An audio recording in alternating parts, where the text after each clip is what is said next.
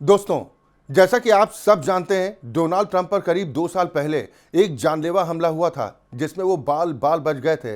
गोली उनके कान को छूते हुए निकल गई थी और जिस अंदाज में वो उस हमले के बाद बाहर आए थे, उसके बाद उन्होंने ठान लिया था कि अब रुकना नहीं है और फिर वो राष्ट्रपति बनकर ही रुके। लेकिन अब एक बार फिर डोनाल्ड ट्रंप पर हमला हुआ है। इस बार मामला और भी ज़्यादा हैरान करने वाला है। जैसा कि आप सब जानते हैं कि ट्रंप एक सभा में मौजूद थे और जिस बड़े कक्ष में वो बैठे थे, उसके ठीक बाहर लगातार 7 गोलियां चलने की आवाज़ सुनाई दी। खबरों में यही बताया जा रहा है, एक अधिकारी को गोली लगने की चर्चा भी सामने आई। हालांकि राहत की बात यह है कि वो अब खतरे से बाहर बताए जा रहे हैं। लेकिन सबसे बड़ी बात यह है कि सिर्फ 2 साल के अंदर ट्रंप पर यह दूसरा हमला हो गया और जैसे ही गोलियों की आवाज़ आई, फौरन ट्रंप और उपराष्ट्रपति जेडी वेंस को सुरक्षा घेरे में लेकर वहां से निकाल लिया गया। जिस जगह पर यह घटना हुई, वहां पर आधे से ज्यादा मंत्रिमंडल के सदस्य भी मौजूद थे। ट्रंप अपनी पत्नी के साथ बैठे थे और वहीं पर व्हाइट हाउस को कवर करने वाले बड़े बड़े पत्रकार भी मौजूद थे। इतने ऊंचे स्तर की और कड़ी सुरक्षा वाली जगह पर इस तरह की घटना होना कई बड़े सवाल खड़े करता है। सबसे बड़ा सवाल यही उठ रहा है कि क्या ट्रंप को उनके ही विरोधियों ने निशाना बनाया, या फिर यह किसी आतंकी गिरोह का काम है, या दुनिया में ट्रंप के खिलाफ जो माहौल बना हुआ है उसी के चलते उन्हें संदेश देने की कोशिश की गई। या फिर कुछ लोग ये भी कह रहे हैं कि क्या ये पूरा खेल खुद ट्रंप ने ही सहानुभूति पाने के लिए रचा हो सकता है। इन सभी सवालों पर हम आगे बात करेंगे। फिलहाल जैसा आप जानते हैं कि हमलावर को पकड़ लिया गया है। उसका नाम कोल थॉमस एलन बताया जा रहा है और अभी उसकी पूरी जांच चल रही है। उसका पिछला हालचाल देखा जा रहा है, वो कहां से आया, किस सोच से जुड़ा हुआ है, सब कुछ खंगाला जा रहा है। अगर शुरू से समझें तो ये घटना अमेरिका की राजधानी वॉशिंगटन डीसी में हुई, जहां व्हाइट हाउस कॉरेस्पॉन्डेंट्स एसोसिएशन के पत्रकारों के साथ सालाना भोज का आयोजन चल रहा था। यह हर साल होने वाला एक ऐसा मिलन होता है जिसमें राष्ट्रपति पत्रकारों के साथ बैठकर भोजन करते हैं और हल्की फुल्की बातचीत भी करते हैं। यह कोई सख्त सरकारी बैठक नहीं होती, बल्कि एक तरह का मिलन समारोह होता है जिसमें नेता खुद भी मजाक करते हैं और विरोधियों पर भी। इस बार यह आयोजन वॉशिंगटन हिल्टन होटल में किया गया और ख़ास बात यह है कि ये वही जगह है जहां करीब 40 साल पहले रोनाल्ड रीगन पर भी हमला हुआ था। यानी अब ये वही स्थान बन गया है जहां दो राष्ट्रपति पर हमले हो चुके हैं। उस समय कक्ष के अंदर सब कुछ बिल्कुल सामान्य चल रहा था। पत्रकार गोल मेज़ों पर बैठे थे, भोजन परोसा जा रहा था, बातचीत हो रही थी। ट्रंप मंच पर बैठे हुए थे और लोगों से बातचीत कर रहे थे। माहौल पूरी तरह से हल्का और सामान्य था और तभी अचानक बाहर से गोलियों की आवाज़ सुनाई देने लगी। यह आयोजन व्हाइट हाउस कॉरेस्पॉन्डेंट्स एसोसिएशन द्वारा कराया जाता है। वैसे तो राष्ट्रपति का असली काम व्हाइट हाउस और ओवल कार्यालय से चलता है, लेकिन लंबे समय से ये मांग उठ रही है कि व्हाइट हाउस में ही एक बड़ा सभा कक्ष बनाया जाए ताकि ऐसे आयोजन वहीं सुरक्षित माहौल में हो सकें।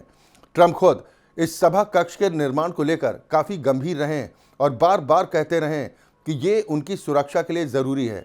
अब इससे इत्तेफाक कहें या पहले से अंदेशा, जिस तरह का आयोजन वो व्हाइट हाउस में करवाना चाहते थे वही आयोजन होटल में हुआ और हमला भी वहीं हुआ।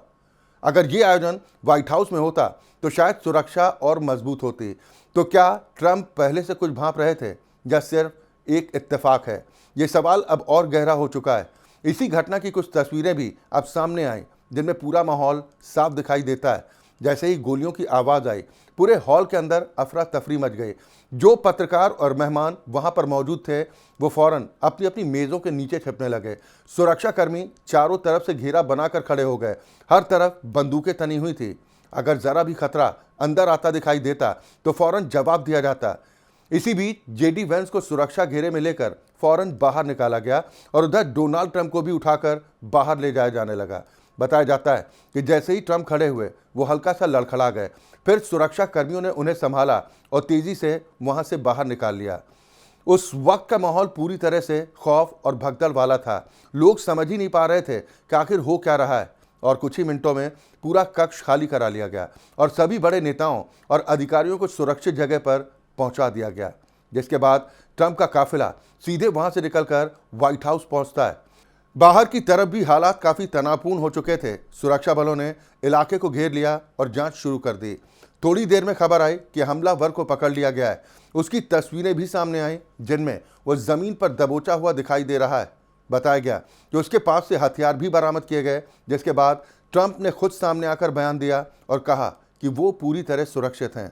उन्होंने यहां तक कहा कि वो तो कुछ ही देर में कार्यक्रम दोबारा शुरू करना चाहते थे, लेकिन सुरक्षा एजेंसियों ने इसकी इजाज़त नहीं दी। उन्होंने ये भी बताया कि एक सुरक्षाकर्मी को गोली लगी थी, लेकिन उसने बुलेट प्रूफ जैकेट पहन रखी थी, जिसकी वजह से उसकी जान बच गई। जब ट्रंप से पूछा गया कि आखिर उन पर बार बार हमले क्यों हो रहे हैं, तो उन्होंने कहा कि उन्होंने इतने बड़े फैसले लिए हैं कि बहुत से लोग उनसे नाराज़ हैं और उन्हें एक चुनौती के तौर पर देखते हैं। उन्होंने ये भी साफ किया कि वो आगे भी अपने फैसले उसी तरह से लेते रहेंगे। अब इस पूरी घटना के बाद दुनिया भर से प्रतिक्रियाएं सामने आने लगीं। भारत के प्रधानमंत्री नरेंद्र मोदी ने भी प्रतिक्रिया देते हुए कहा कि यह जानकर राहत मिली कि डोनाल्ड ट्रंप सुरक्षित हैं और लोकतंत्र में इस तरह की हिंसा की कोई जगह नहीं। इसके अलावा कई देशों के नेताओं ने भी इस घटना की निंदा की और ट्रंप के सुरक्षित होने पर राहत जताई। अब सबसे बड़ा सवाल ये उठ रहा है कि आखिर यह हमला क्यों हुआ। इसके पीछे कई तरह की थ्योरी सामने आ रही है। पहली थ्योरी यह है कि इसमें किसी विदेशी ताकत का हाथ हो सकता है, खासकर ईरान का नाम भी लिया जा रहा है, क्योंकि पहले भी ट्रंप ने ईरान के खिलाफ बड़े कदम उठाए थे और वहां के बड़े नेताओं को निशाना बनाया था। ऐसे में कुछ लोग मान रहे हैं कि बदले की भावना से हमला कराया गया हो सकता है। हालांकि खुद ट्रंप ने कहा कि वो अभी किसी पर सीधे तौर पर शक नहीं कर रहे। दूसरी थ्योरी है कि ये अंदरूनी गुस्से का नतीजा हो सकता है, यानी कोई ऐसा व्यक्ति जो ट्रंप की नीतियों से नाराज था, खासकर प्रवासियों को लेकर उनके सख्त रुख की वजह से। तीसरी संभावना ये भी है कि ये एक अकेले व्यक्ति का कदम हो जिसका किसी से कोई सीधा संबंध नहीं है, लेकिन उसने अपनी सोच के चलते ये हमला किया, जिसे आम भाषा में अकेला हमलावर कहा जाता है। अब जांच एजेंसियां उसके डिजिटल रिकॉर्ड खंगाल रही हैं, उसके सोशल मीडिया, उसके संपर्क, उसके पिछले व्यवहार, सब कुछ देखा जा रहा है ताकि असली वजह सामने आ सके। वहीं एक और चर्चा जो तेजी से फैल रही है वो ये है कि क्या ये पूरा मामला सहानुभूति पाने के लिए खुद रचा गया हो सकता है। हालांकि इस तरह की बातों का कोई ठोस सबूत नहीं है, लेकिन सवाल इसलिए उठ रहे हैं क्योंकि इतनी कड़ी सुरक्षा के बावजूद कोई हथियार लेकर इतनी नज़दीक तक आखिर कैसे पहुंच गया। अब सच्चाई क्या है ये तो जांच के बाद ही साफ होगा, लेकिन इतना तय है कि इस घटना ने सुरक्षा व्यवस्था पर बड़े सवाल खड़े कर दिए हैं, खासकर तब जब इतनी बड़ी हस्तियां एक ही जगह पर मौजूद थीं। अब आगे क्या होगा, जांच क्या कहेगी और इस हमले का असर राजनीति पर कितना पड़ेगा, ये सब आने वाले समय में साफ होगा।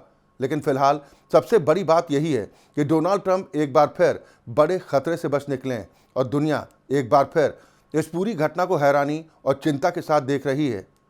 आखिर आप क्या सोचते हैं, यह हमला किस वजह से हुआ? अपनी राय हमें कमेंट में ज़रूर बताएं। नमस्कार।